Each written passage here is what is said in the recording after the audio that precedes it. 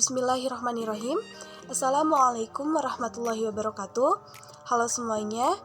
Perkenalkan, nama saya Nurtri Wahyuni dengan NIM 12070010047 dari kelas Matematika B, Fakultas Sains dan Teknologi di UIN Sunan Gunung Jati Bandung. Di sini saya akan melaksanakan tugas saya, yaitu mengerjakan UAS bagian 3 dari mata kuliah dasar-dasar pemrograman dengan dosen pengampu Bapak Arif Fathul Huda SSI MKom. Adapun di sini saya akan menjelaskan 4 soal dari contoh-contoh soal bagian kedua atau UAS bagian kedua, di mana soal-soal tersebut akan dapat menjelaskan variabel, tipe data, perintah dan pekerjaan, programmer, komputer dan user, prinsip urutan, pilihan dan pengulangan, data array, dan penggunaan for dan while. Nah, kita langsung saja menuju ke contoh soal bagian 1, yaitu menghitung luas bujur sangkar. Di sini terdapat judul, yaitu program luas bujur sangkar, menghitung luas bujur sangkar. Di kamusnya ada sisi dan luas dengan tipe data integer, dan di deskripsi ada input sisi, luas, sisi kali sisi, dan output luas. Nah, hal-hal yang dapat dijelaskan dalam soal tersebut adalah variabel, tipe data, perintah dan pekerjaan, serta prinsip urutan. Kita mulai dalam variabel. Variabel adalah suatu nama yang menunjukkan lokasi memori untuk menyimpan data. Variabel diperlukan karena variabel digunakan untuk menyimpan data atau variabel berfungsi sebagai memori. Variabel dalam soal tersebut adalah sisi dan luas yang ada dalam bagian kamus, di mana itu merupakan suatu variabel yang menyimpan data nilai sisi dan nilai luas dari suatu bujur sangkar. Selanjutnya, kita akan membahas tentang tipe data.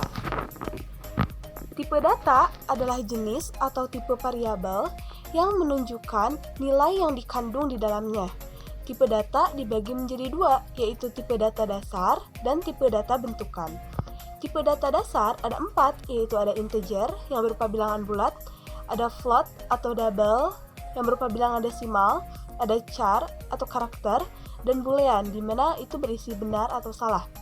Nah, tipe data bentukan meliputi array atau larik yang disebut matriks juga, ada string atau kata, dan struktur atau record. Tipe data dalam soal tersebut adalah integer, artinya tipe data berupa bilangan bulat, yaitu nilai sisi dan nilai luas. Kita lihat kembali yang tadi, bisa kita lihat di sini, nilai sisi dan luas tipe datanya adalah integer. Baiklah, kita akan melanjutkannya ke bagian pekerjaan. Soal tersebut juga dapat membahas tentang pekerjaan dan juga perintah. Definisi dari pekerjaan tersendiri yaitu aktivitas yang mempunyai tujuan suatu kegiatan yang dikerjakan atau suatu yang ditugaskan. Adapun yang dimaksud perintah dalam bahasa pemrograman yaitu algoritma, di mana di dalamnya terdapat urutan perintah untuk menyelesaikan suatu pekerjaan. Dalam contoh soal tersebut, perintahnya, pekerjaannya yaitu menghitung luas bujur sangkar, sedangkan perintahnya yaitu input nilai sisi-sisi bujur sangkar dan output nilai luas bujur sangkar. Bisa kita lihat dalam yang tadi, nah ini adalah perintah-perintahnya. Ada input, ada output, itu adalah perintah-perintah dalam suatu algoritma. Baiklah, kita lanjutkan ke prinsip selanjutnya, yaitu ada prinsip urutan atau sequence. Nah, jadi soal itu juga menjelaskan tentang prinsip urutan atau sequence. Pengertiannya tersendiri yaitu urutan atau sequence adalah perintah dikerjakan secara berurut sesuai urutan penulisan. Nah, ini sesuai urutan penulisan.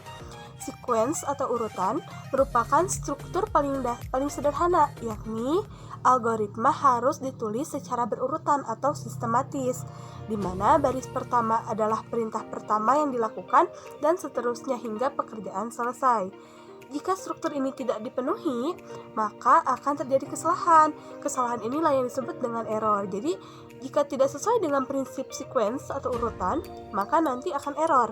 Nah, dalam contoh soal ini, jika urutan perintahnya tidak tepat, maka akan error juga, sehingga penulisan perintahnya itu harus berurut, yaitu dari input nilai sisi terlebih dahulu, lalu hitung luasnya, dan terakhir output nilai luas. Bisa kita lihat dari yang tadi. Nah, ini harus berurutan dari input, terus menghitung luas sampai output. Karena misal kalau kita tulis output terlebih dahulu, baru input, baru luas, nanti akan error programnya. Nah, baik, kita lanjutkan. Kita lanjutkan kepada contoh soal yang kedua. Nah, contoh soal yang kedua ini yaitu ada menjumlahkan 10 buah bilangan yang dimasukkan dari keyboard. Kita lihat di sini ada algoritmanya, yaitu dengan judul program bilangan menjumlahkan 10 bilangan yang dimasukkan dari keyboard. Kamusnya yaitu bilangan array of integer 1 sampai 10, I jumlah dengan tipe data integer juga. Di deskripsi ada jumlah yaitu 0, for I 1 to 10, input bilangan ke I, jumlahnya yaitu jumlah ditambah bilangan ke I, lalu output jumlah. Nah, kita lihat penjelasannya. Hal-hal yang dapat dijelaskan dalam contoh soal yang kedua ini yaitu ada prinsip pengulangan atau pengulangan for dan juga data array. Nah, kita cari tahu apa itu pengulangan. Pengulangan adalah perintah dikerjakan secara berulang sampai kondisi berhenti bernilai benar. Pengulangan yang digunakan dalam soal tersebut adalah pengulangan for. Kita bisa lihat tadi pengulangan for. Nah, pengulangan for biasanya digunakan untuk kasus di mana banyaknya pengulangan yang akan dilakukan sudah diketahui secara pasti. Seperti dalam soal tersebut, pengulangannya sudah diketahui yaitu sebanyak 10 kali. Kita bisa lihat, nah di sini, ini menggunakan pengulangan for. Pengulangannya sudah diketahui yaitu sebanyak 10 kali. Ini 1 sampai 10. For I 1 sampai 10. Itu jadi pengulangan for, ciri khasnya itu pengulangannya sudah diketahui dengan pasti. Ini juga 10. Nah, lalu setelah pengulangan, soal ini juga membahas tentang array, data array atau larik. Nah, array atau larik merupakan tipe data bentukan yang dapat menyimpan sekumpulan data bertipe sama dalam satu variabel. Jadi, nah, sekumpulan data berarti banyak datanya yang bertipe sama dalam satu variabel. Dalam soal tersebut, tipe data yang digunakan untuk menyimpan sekumpulan datanya, yaitu tipe data integer yang disimpan dalam variabel bilangan. Jadi terdapat 10 data dengan tipe yang sama. Kita lihat lagi. Nah, ini kan array di sini. Di sini banyak bilangan itu ada 10 sekumpulan bilangan yang bertipe sama. Apa tipenya? Tipenya adalah integer yang disimpan dalam suatu variabel. Variabel apa? Variabel bilangan. Nah, baik, kita sekarang akan menuju ke contoh soal yang ketiga. Nah, itu di sini ada persoalan memasukkan data bilangan positif secara berulang sampai pengguna memasukkan nilai min 99, maka program menampilkan jumlah dari semua yang dimasukkan. Nah, di sini ada judul yaitu program memasukkan data dan jumlah. Memasukkan data bilangan positif secara berulang sampai pengguna memasukkan nilai min 99, maka program menampilkan jumlah dari semua yang dimasukkan. Di sini terdapat kamusnya N, ada jumlah dengan tipe data sama yaitu integer, deskripsi N, 0, jumlah 0, while. Nah, di sini ada while N bukan sama dengan min 99, input N. If N bukan sama dengan min 99, maka di sini ada jumlah, di mana jumlah itu ada jumlah ditambah N, output jumlah. Nah, lihat di sini ada penggunaan while. Oh iya, N itu menunjukkan bilangan positif. Kita lihat ya. Di sini berarti hal yang dapat dibahas dalam contoh soal ketiga adalah mengenai pengulangan while. Nah, pengulangan while akan melakukan pemeriksaan kondisi terlebih dahulu. Jika kondisi tidak terpenuhi, ada kemungkinan pengulangan tidak dikerjakan sama sekali.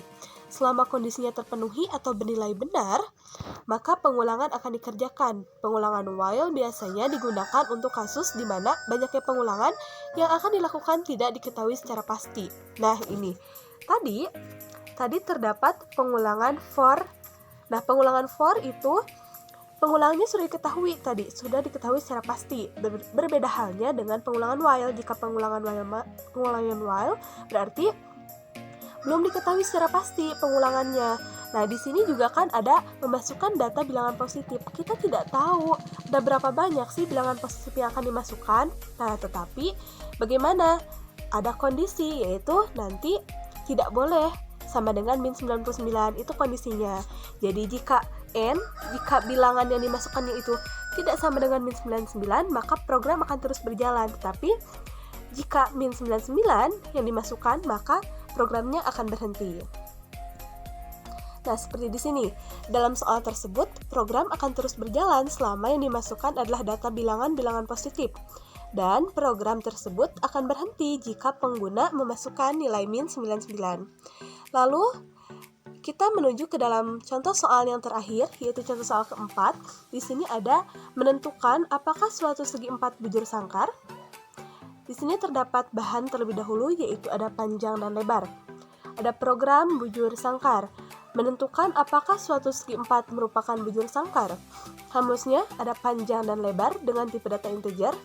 Di deskripsi terdapat input panjang, input lebar, lalu ada di sini ada if panjang sama dengan lebar, lalu then hasil segi 4 merupakan bujur sangkar, else hasil segi 4 bukan merupakan bujur sangkar, output hasil. Nah, di sini ada penggunaan if. Berarti dari contoh soal yang keempat ini yaitu mengenai prinsip pilihan atau selection. Nah, selection atau pemilihan sendiri pengertiannya yaitu perintah dikerjakan jika kondisi bernilai benar. Pemilihan ini adalah suatu struktur dasar algoritma yang akan menjalankan aksi jika suatu kondisi terpenuhi. Kondisi merupakan pernyataan yang menghasilkan benar atau salah. Suatu aksi dari selection dapat berupa selection juga, khususnya untuk notasi if. Nah, dalam program menentukan apakah suatu segi 4 bujur sangkar ya dalam program yang tadi, maka kondisinya itu ada sebuah kondisi. Kondisinya itu nilai panjang sama dengan nilai lebar. Nah, itu kondisinya ini ya, nilai panjang sama dengan nilai lebar. Jika hasilnya benar, maka program akan menulis segi 4 merupakan bujur sangkar. Tetapi, jika hasilnya salah, maka program akan menulis segi 4 bukan merupakan bujur sangkar.